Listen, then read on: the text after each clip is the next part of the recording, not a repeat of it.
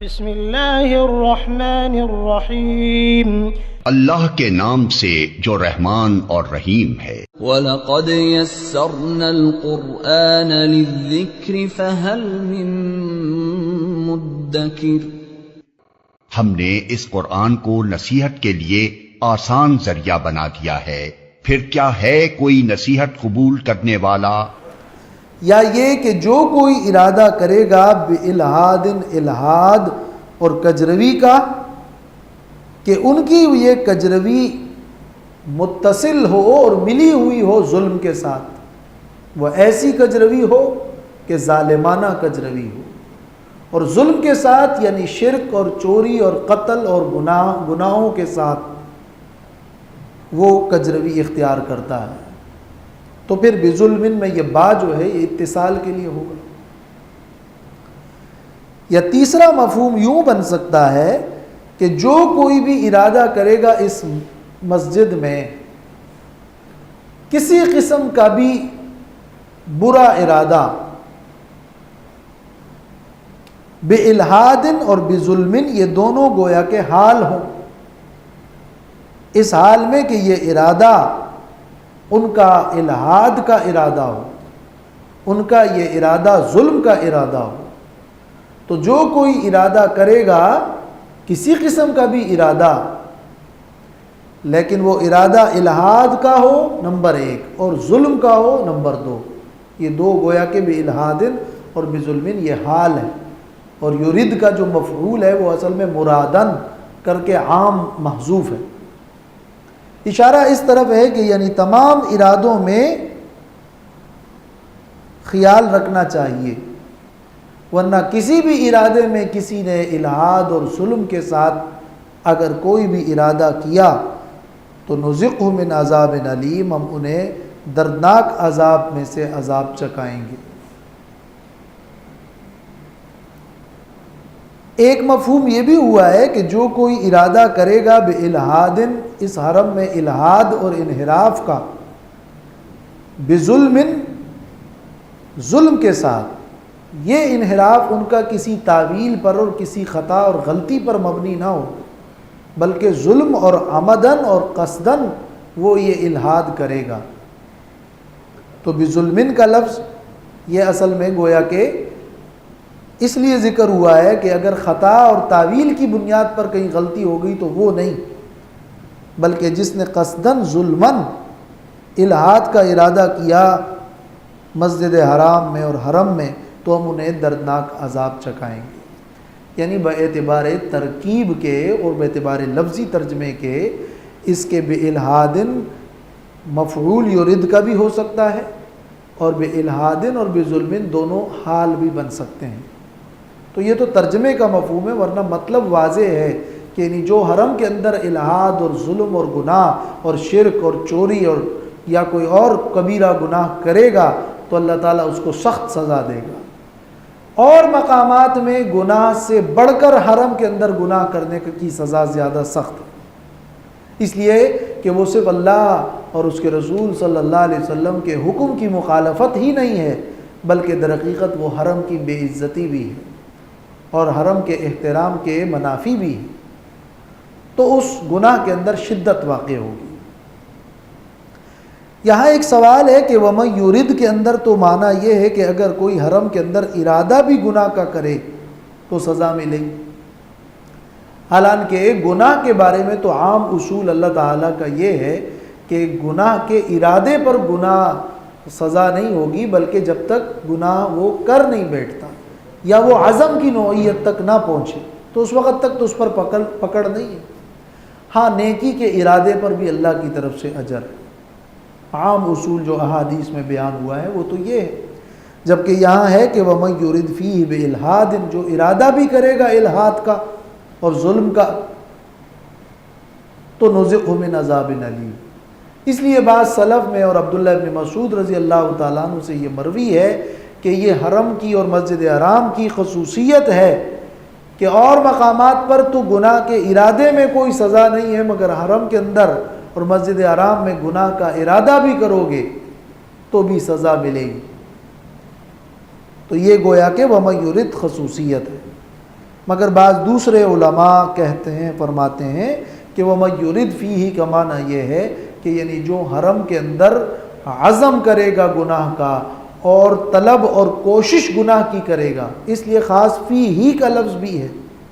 سعی اور طلب کرے گا اور عمل کرے گا گناہ کا، تو یرید جو ہے وہ یا عمل کے معنی میں ہے یا یہ سعی اور طلب ہی کے مفہوم کو ادا کر رہا ہے۔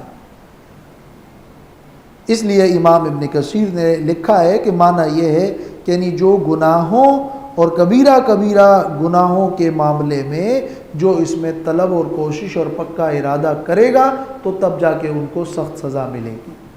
بہرحال حرم کے اندر گناہ کی نوعیت سخت ہے اور وہ حرم کی احترام کے منافی ہے، اس لیے ضرورت اس بات کی ہے کہ حرم کا بالخصوص خیال کیا جائے، اس کی بے حرمتی نہ کی جائے، اس کو صرف کھیل و تفریح کی جگہ نہ بنائی جائے، وہاں پر جا کر عبادت میں مشغول ہونے کی بجائے کعبۃ اللہ کو دیکھ کر اور اس کا طواف کر کے اور نمازیں پڑھنے کی بجائے محض جس طرح وہاں صرف تصویریں کھینچنا اور ویڈیو بنانا اور وہاں حرم میں غفلت سے رہنا اور حرم کی حرمت کا خیال نہ رکھنا، یہ جو بے خیالی ہے اس پر اس آیت میں شدید قسم کی تنبیہ بھی ہے جو کہ آج کل بہت زیادہ ہو گئی ہے۔ وَمَن يُرِدْ فِيهِ بِإِلْحَادٍ بِظُلْمٍ، اور جو کوئی ارادہ کرے گا اس مسجد حرام میں کجروی کا ظلم کی طرف، نُذِقْهُ مِنْ عَذَابٍ أَلِيمٍ، تو ہم انہیں چکھائیں گے عذاب دردناک۔ وَإِذْ بَوَّأْنَا لِإِبْرَاهِيمَ مَكَانَ الْبَيْتِ أَلَّا تُشْرِكْ بِي شَيْئًا، یہ ابراہیم علیہ السلام کا تذکرہ ہے اور یہ بیان اس مناسبت سے ہے کہ ابراہیم علیہ السلام جو کعبۃ اللہ کے بانی ہیں، ان کا تو نظریہ یہ تھا، ان کا تو عقیدہ یہ تھا، انہیں تو حکم اس بات کا تھا کہ شرک نہ کیا جائے اور بیت اللہ کو عبادت کرنے والوں کے لیے پاک صاف رکھا جائے، ظاہری طور پر بھی پاک صاف اور بتوں سے بھی پاک صاف۔ لیکن اس کے مقابلے میں یہ مسجد حرام سے روکنے والے کفار، وہ تو وہاں بت رکھے ہوئے ہیں، وہ تو شرکی عقیدہ رکھتے ہیں، وہ تو ابراہیم علیہ السلام کے مشن کے خلاف چل رہے ہیں، تو یہ حرم کے اندر الحاد ہے۔ وَمَن يُرِدْ فِيهِ بِإِلْحَادٍ بِظُلْمٍ، وہ الحاد یہی تو ہے، وہ ظلم یہی تو ہے کہ تم وہاں شرک کرو، جبکہ ابراہیم علیہ السلام کو بیت اللہ کی تعمیر کے وقت بتایا گیا تھا کہ اس میں کسی چیز کو بھی اللہ کے الہ کے ساتھ شریک نہیں ٹھہرانا۔ وَإِذْ بَوَّأْنَا لِإِبْرَاهِيمَ، اور جب ہم نے جگہ بتا دی تھی ابراہیم علیہ السلام کو، مکان البیت، بیت اللہ کی جگہ۔ بوّأنا کا معنی کیا ہے؟ بوّأنا کا معنی ٹھکانہ دینا۔ ہم نے جب ابراہیم علیہ السلام کو بیت اللہ کی جگہ کا ٹھکانہ دیا، جگہ دی ہم نے، تو پھر یہ جو ابراہیم میں لام ہے، یہ لام برائے تاکید زائد ہے، جیسے ردف لکم کے اندر ہے۔ وَإِذْ بَوَّأْنَا لِإِبْرَاهِيمَ مَكَانَ الْبَيْتِ، جب ہم نے جگہ دی ابراہیم علیہ السلام کو بیت اللہ کی جگہ۔ اور بوّأنا کا یہ معنی بھی ہے کہ ہم نے ابراہیم علیہ السلام کے لیے بنا دیا بیت اللہ کا مقام۔ ابن کثیر میں ہے کہ ارشدہ الیہ، اللہ تعالیٰ نے ابراہیم علیہ السلام کو بیت اللہ کی جگہ بتلا دی اور اس کی رہنمائی کر دی، وہ جگہ متعین کر دی۔ اللہ تعالیٰ نے ابراہیم علیہ السلام کو حکم دیا اور بیت اللہ کی وہ بنیادیں دکھا دی کہ یہاں میرا گھر تعمیر کر دو۔ ابراہیم علیہ السلام بیت اللہ کے بنانے والے ہیں۔ اس سے پہلے بھی تاریخی روایات ہیں کہ سب سے پہلے بیت اللہ کو بنانے والے آدم علیہ السلام، بلکہ اس سے پہلے ملائکہ کا بھی تذکرہ ملتا ہے، اور اس کے بعد جب کہ اس میں اس کی بنیادیں ختم ہو چکی تھی، ابراہیم علیہ السلام کو حکم دیا گیا اور انہوں نے بیت اللہ کو بنایا۔ ابراہیم علیہ السلام نے جس کعبے کو بنایا تھا اس میں حتیم والا حصہ داخل تھا اور 2 دروازے تھے اور دروازے نیچے بھی تھے۔ بعد میں جرہم نے بھی اس کو، قبیلہ جرہم نے بھی اس کو تعمیر کیا۔ مختلف اوقات میں سیلاب اور مختلف حادثات میں جب وہ منہدم ہوا تو قبیلہ جرہم نے اس کو تعمیر کیا، پھر قریش نے بھی اس کو تعمیر کیا، حجاج بن یوسف نے بھی اس کو تعمیر کیا، بعد میں سلطنت عثمانیہ میں بھی اس کی تعمیر کی گئی۔ تو وہ تعمیر جو آج ہے یہ اس نہج پر طریقے پر تو نہیں ہے جو کہ ابراہیم علیہ السلام کی تعمیر تھی، اور نبی صلی اللہ علیہ وسلم نے اپنی یہ خواہش ظاہر کی تھی کہ میں چاہتا ہوں کہ بیت اللہ کی تعمیر اسی نہج پہ ہو، یعنی 2 دروازے ہو، دروازے نیچے ہو، دیواریں بھی اس وقت چھوٹی تھی۔ اور یہ بات عبداللہ ابن زبیر نے سن لی تھی اور انہوں نے پھر بیت اللہ کو اس طرح تعمیر کر بھی لیا تھا، لیکن حجاج بن یوسف کے غالب آنے کے بعد پھر انہوں نے پھر اسی طریقے پہ بیت اللہ کو بنایا۔ اور اس کے بعد کے ادوار میں پھر امام مالک کا خصوصاً اور علماء نے یہ فتویٰ دیا کہ اگر اسی طرح مختلف حکمران اس کو تبدیل کرتے رہے تو پھر نتیجتاً کعبۃ اللہ جو ہے وہ ایک کھیل کھلونا بن جائے گا۔ تو اس پر پابندی لگی اور اسی نہج پہ بیت اللہ کی یہ تعمیر کا سلسلہ رک گیا اور بالکل اسی نہج پہ وہ بیت اللہ کی تعمیر رہی۔ اور پھر ترک حکمران نے اس کو دوبارہ بھی ایک موقع پر جب وہ سیلاب میں منہدم ہوا تو پھر اس کو بنایا اور یہ اسی نہج پہ بنا ہوا ہے۔ تعمیر بیت اللہ کا یہ واقعہ تو عموماً مفسرین نے سورۃ البقرہ میں ذکر کیا ہے، لیکن قرآن مجید کی تصریح اور احادیث کی تصریح کے مطابق ابراہیم علیہ السلام ہی کو کعبۃ اللہ کا بانی قرار دیا گیا ہے اور بنانے والا قرار دیا گیا ہے۔ البتہ اشارات سے یہ بات ملتی ہے اور تاریخی روایات سے کہ اس سے پہلے بھی آدم علیہ السلام نے اس بیت اللہ کو بنایا تھا۔ تو جب ہم نے بوأنا لابراہیم مکان البیت، ابراہیم علیہ السلام کو بیت اللہ کی وہ جگہ دکھا دی، وہ جگہ ہم نے دکھا دی، وہ یہ جگہ تھی اور پہلے سے تعمیر تھی لیکن ہم نے بتلا دی۔ اللہ تشرک بی شیئا، یعنی وَأَوْحَيْنَا إِلَيْهِ، ہم نے انہیں اس بات کی وحی کی کہ اللہ میرے ساتھ کسی کو شریک نہ ٹھہرانا۔ وَطَهِّرْ بَيْتِيَ لِلطَّائِفِينَ وَالْقَائِمِينَ، اور پاک رکھنا میرے گھر کو لِلطَّائِفِينَ طواف کرنے والوں کے لیے، وَالْقَائِمِينَ اور قیام کرنے والوں کے لیے۔ قائمین کا یہ معنی بھی ہے کہ نماز میں قیام کرنے والے، اور قتادہ سے مروی ہے کہ یہ معنی بھی ہو سکتا ہے کہ جو مکہ میں مقیم لوگ، والقائمین یعنی والمقیمون، والرکع سجود اور رکوع کرنے والوں کے لیے اور سجدہ کرنے والوں کے لیے، یعنی اللہ کی بندگی اور عبادت کرنے والوں کے لیے میرے گھر کو پاک رکھنا۔ یہ پاک کرنا ظاہری پاک کرنا بھی ہے، اور پاک کرنا شرک سے بھی اس کو پاک کرنا۔ تو ظاہر ہے کہ ابراہیم علیہ السلام نے تو کسی قسم کا شرک نہیں کیا، لیکن بعد کے ادوار کے لیے یہ حکم اس وقت سے جاری اور ساری ہے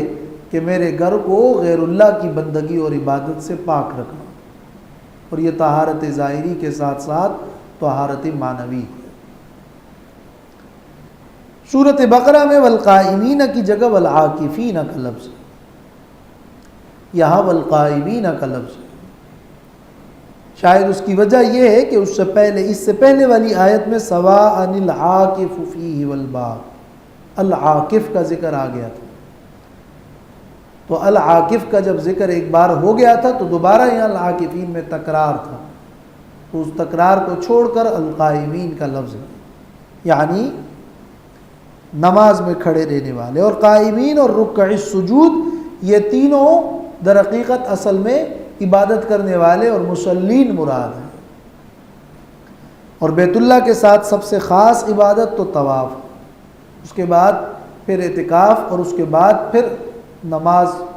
اور عمومی عبادت ہے۔ ان الفاظ میں اس طرف اشارہ ہے کہ اللہ تعالیٰ کا یہ گھر لوگوں کی عبادت کے لیے ہے، اس میں غیر اللہ کی بندگی نہیں ہونی چاہیے، اور یہ گھر سب کے لیے برابر ہے، اور جو بھی اس میں عبادت کرتا ہے، طواف کرتا ہے، تو سب کو اس میں اس عبادت کی اجازت ہونی چاہیے، جبکہ مشرکین مکہ نے تو روکا ہے۔ وَأَذِّنْ فِي النَّاسِ بِالْحَجِّ يَأْتُوكَ رِجَالًا وَعَلَى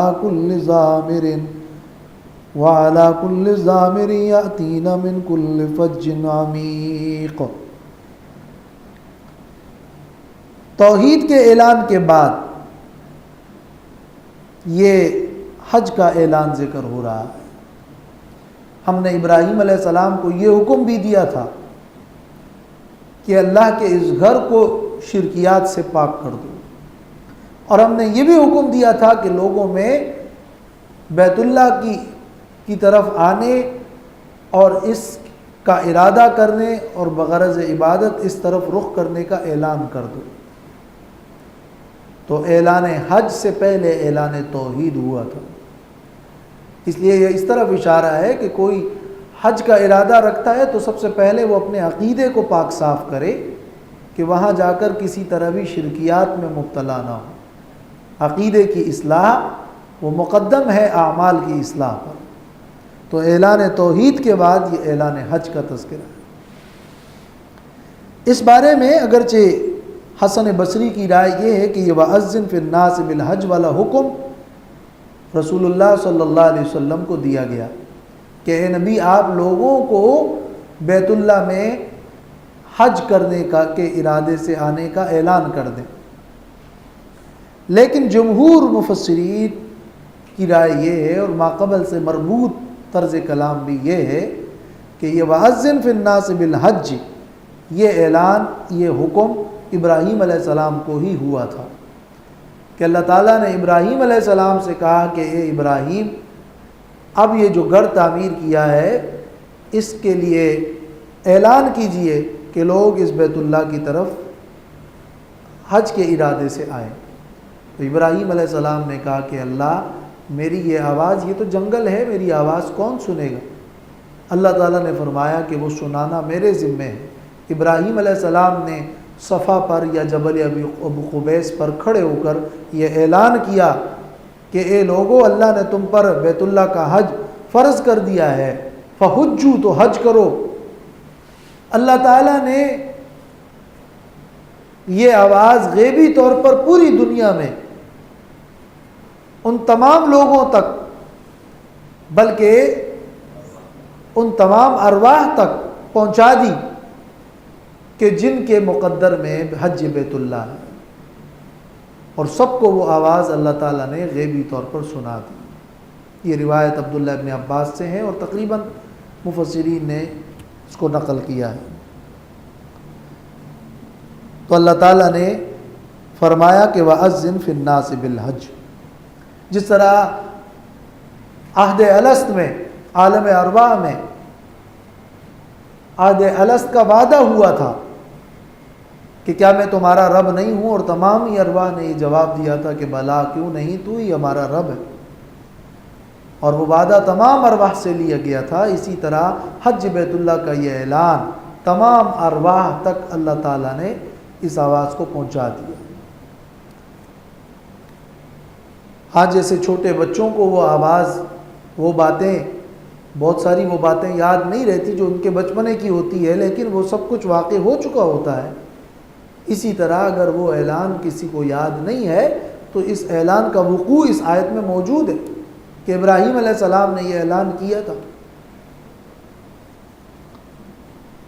وَأَذِّن فِي النَّاسِ بِالْحَجِّ اور اعلان کیجئے لوگوں میں بالحج، حج کا،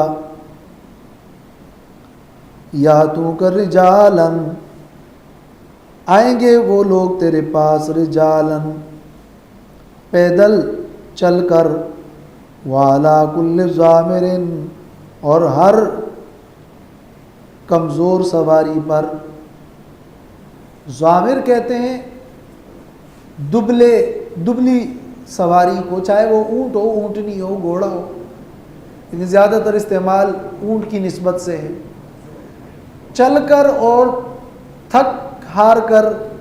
جو جانور کمزور ہو جائے اس کو ضامر کہتے ہیں۔ گویا اس ضامر میں اس طرف اشارہ ہے کہ وہ ایسے جانور پر آئے ہوں گے کہ دور دراز سے لوگ اس پر سواری کریں گے، اور اس دور دراز سے آنے کی وجہ سے وہ جانور ہی لاغر ہو چکا ہوگا۔ لاغر جانور پر مراد اصل میں ہے تیز رفتار اور دور سے آنے والی سواریاں، تیز رفتار سواریاں دور سے آنے والی۔ گویا فی زمانہ تیز رفتار ٹرین اور ہوائی جہاز وہ سواریاں ہیں علی کل ضامر۔ یاتین من کل فج عمیق، کہ وہ سواریاں آئے گی من کل فج عمیق، ہر دور دراز راستے سے۔ یاتینا یہ ضمیر جو ہے اونٹوں کی طرف راجع کر دی، اور اس میں گویا یہ نہیں کہا کہ وہ لوگ آئیں گے، وہ اونٹنیاں آئیں گی، نسبت اونٹنیوں کی طرف کر دی۔ امام قرطبی نے نقل کیا ہے کہ یہ اونٹنیوں کی عزت کی خاطر جو ہے ان کی طرف نسبت کی گئی، جیسے والعادیات ضبحا میں گھوڑوں کی قسم کھائی گئی ہے، اور جہاد کے گھوڑوں کی عزت کی خاطر ان کی قسم کھائی گئی ہے، اسی طرح یہاں یاتینا کی ضمیر کا مرجع وہ اونٹ ہیں، یہ نسبت ان کی عزت کی خاطر ان اونٹوں کی طرف ہی کر، اور اس میں اشارہ ہے کہ وہ ضامر جو لاغر اونٹنی ہے، اونٹ ہے یا اونٹنی ہے، ان کے لاغر ہونے کی وجہ یہ ہے کہ وہ یاتین من کل فج عمیق، وہ دور دراز جگہ سے آئی ہے نا، اس لیے وہ ضامر ہے۔ ورنہ ایک لفظ عجف ہے، عجاف ہے، جو کمزور جانور ہے اس کے لیے تو عجاف کا لفظ استعمال ہوتا ہے، لاغر، لیکن ضامر وہ کمزور ہے جو سفر کی وجہ سے اور دور دراز آنے کی وجہ سے اور تھکنے کی وجہ سے جو لاغر ہوا ہو، اس کے لیے یہ لفظ استعمال ہوتا ہے ضامر۔ گویا کہ یہ دونوں طریقے، اور یہ جو رجالن ہے اس آیت میں یہ رجل کی جمع نہیں، جیسے رجل کی جمع بھی رجال ہے، یہ رجال اصل میں اس آیت میں راجل کی جمع ہے۔ راجل کا معنی پیدل چلنے والا، تو پیدل چل کر آئیں گے۔ یہ یاتو کا الزن کا جو امر ہے یہ اس کا جواب امر ہے، اور معنی یہ ہے کہ اعلان کر دو یاتو کا لیاتو کا فانہم یاتو کا، اس لیے کہ وہ دنیا بھر سے لوگ پیدل چل کر اور سوار ہو کر آئیں گے۔ بعض مفسرین فرماتے ہیں کہ رجالن کو چونکہ مقدم ذکر کیا گیا ہے، یعنی پیدل چلنے کو، اس لیے بیت اللہ کا حج گویا کہ پیدل چلنا زیادہ افضل ہے، لیکن رسول اللہ صلی اللہ علیہ وسلم سے سوار ہو کر حج منقول ہے، اس لیے بعض علماء کہتے ہیں سوار ہو کر افضل ہے۔ اصل بات یہ ہے کہ دونوں ہی صورتیں جائز ہے، اور دونوں ہی کے بارے میں افضلیت کی بات ہے۔ بے اعتبار مشقت کے دیکھا جائے تو رجالن اور پیدل زیادہ افضل ہے، لیکن اگر رسول اللہ صلی اللہ علیہ وسلم کی اتباع کو دیکھا جائے، اور پھر خاص کر اس زمانے میں سکون اور اطمینان کے ساتھ عبادات میں یکسوئی کی مفہوم کو اور حیثیت کو دیکھا جائے، تو اس اعتبار سے سوار ہو کر میں افضلیت ہے۔ بہرحال لا خلاف فی جواز الرکوب والمشی، یعنی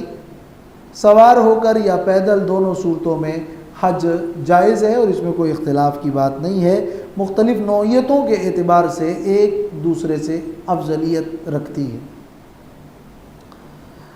اور دریا کا ذکر نہیں کیا گیا اس لیے کہ اس وقت اس زمانے میں معروف طریقہ تو یہی تھا، اور پھر یہ کہ بیت اللہ کی طرف ڈائریکٹ تو دریا کو کوئی راستہ نہیں ہے، جدہ آ کر پھر سے ہی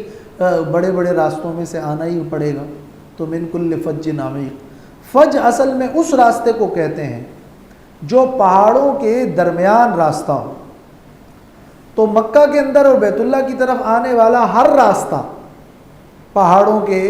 درمیان میں سے ہی ہے۔ تو من کل فج عمیق، جہاں سے بھی تم آؤ گے ان پہاڑوں کے درمیانی راستے میں سے گزر کر ہی مسجد حرام تک تم پہنچو گے۔